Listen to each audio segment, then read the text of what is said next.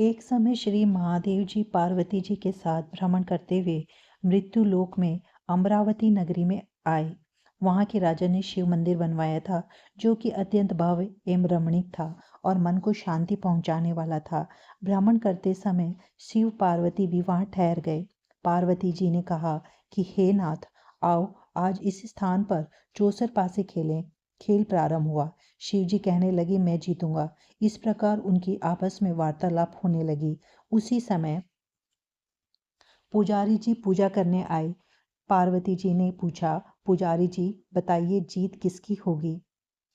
पुजारी बोला, इस खेल में महादेव जी के समान कोई दूसरा पारंगत नहीं हो सकता, इसलिए महादेव जी ही यह बाजी जीतेंगे। परंतु हुआ उल्टा।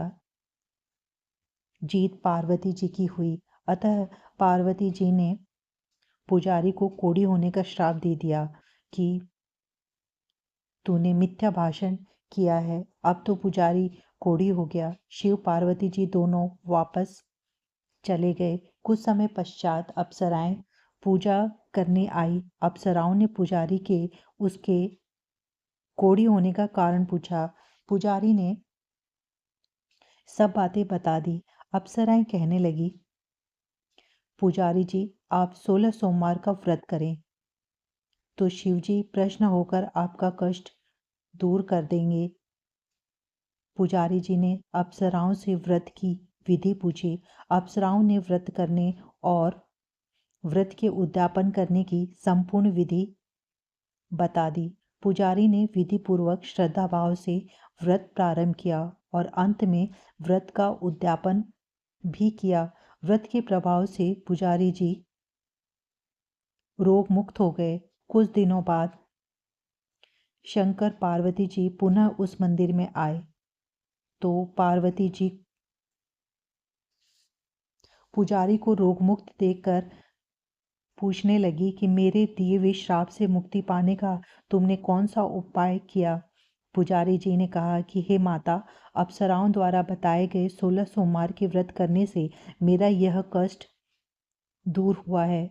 पार्वती जी ने भी 16 सोमवार का व्रत किया, जिससे उनसे रूठे हुए कार्तिकेय भी अपनी माता से प्रसन्न होकर आज्ञाकारी हुए। कार्तिकेय जी ने पूछा कि हे माता, क्या कारण है कि मेरा मन सदा आपके चरणों में लगा रहता है?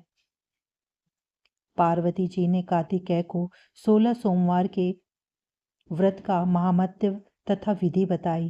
तब कार्तिकेय जी ने भी इस व्रत को किया तो उनका बिछड़ा हुआ मित्र मिल गया। अब मित्र ने भी इस व्रत को अपने विवाह होने की इच्छा से किया। फलतः वह विदेश गया। वहां के राजा की कन्या का स्वयंवर था। राजा ने प्रण किया था कि हथिनी जिस व्यक्ति के गले में वरमाला डाल देगी उसी के साथ राजकुमारी का विवाह करूंगा। यह ब्राह्मण मित्र भी स्वयंवर देखने की इच्छा से वहां एक और जाकर बैठ गया। हथिनी ने इसी ब्राह्मण मित्र को माला पहनाई तो राजा ने बड़ी धूमधाम से अपनी राजकुमारी का विवाह उसके साथ कर दिया। तत्पश्चात दोनों सुखपूर्वक रहने लगे।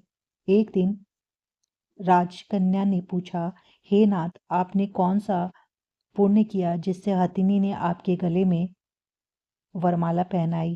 ब्राह्मण पति ने कहा कि मैंने कार्तिकेय द्वारा बताए अनुसार 16 सोमवार का व्रत पूर्ण विधि विधान सहित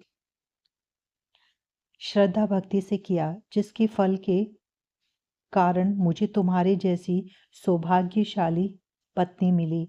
अब तो राजकन्या ने भी पुत्र प्राप्ति के लिए व्रत किया और सर्वगुण संपन्न पुत्र प्राप्त किया। बड़े होकर पुत्र ने भी राज्य प्राप्ति की कामना से 16 सोमवार का व्रत किया।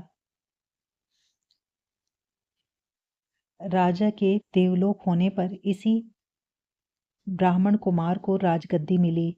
फिर भी वह इस व्रत को करता रहा। एक दिन उसने अपनी पत्नी से पूजा सामग्री शिवालय ले चलने को कहा, परंतु उसने पूजा सामग्री अपनी दासियों द्वारा भिजवा दी। जब राजा ने पूजन समाप्त किया तो आकाशवाणी हुई कि हे राजा, तुम इस पत्नी को त्याग दो, नहीं तो राजपाट से हाथ धोना पड़ेगा। प्रभु की आज्ञा मानकर उसने अपनी पत्नी को महल से निकाल दिया। अब वह अपने भाग्य को कोसती हुई एक बुढ़िया के पास गई और अपना दुखड़ा सुनाया, तो बुढ़िया को बताया कि मैं पूजन सामग्री राजा के कहे अनुसार शिवालय में नहीं ले गई और राजा ने मुझे निकाल दिया। बुढ़िया ने कहा, तुझे मेरा काम करना पड़ेगा। उसने स्वीकार कर लिया। तब बुढ़िया ने सूत की गठरी उसके सिर पर रखी और बाजार भेज दिया। रास्ते में आंधी आई तो सिर पर रखी गठरी उड़ गई। बुढ़िया ने डांटकर उसे भगा दिया। अब रानी बुढ़िया के यहाँ से चलते चलते एक आश्रम में पहुंची। गोसाई जी उसे देखते ही समझ गए कि यह उच्च घराने की अबला विपत्ति की मारी है।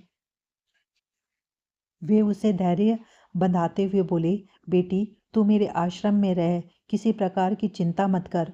रानी आश्रम में रहने लगी, परंतु जिस वस्तु को वह हाथ लगाती वह वस्तु खराब हो जाती। यह देखकर गोसाई जी ने पूछा, बेटी किस देव के नाराज होने से ऐसा हो रहा है? रानी ने बताया कि मैंने अपने पति की आज्ञा का उल्लंघन किया और शिवालय में पूजन के लिए नहीं गई। इससे मुझे घोर कष्ट उठाने पड़ रहे हैं। गोसाई जी ने शिवजी से उसके कुशल क्षेम के लिए प्रार्थना की और कहा, बेटी तुम 16 सोमवार का व्रत विधि के अनुसार करो। तब रानी ने विधि पूर्वक व्रत पूर्ण किया। व्रत के प्रभाव से राजा को रानी की याद आई और दूतों को उसकी खोज में भेजा।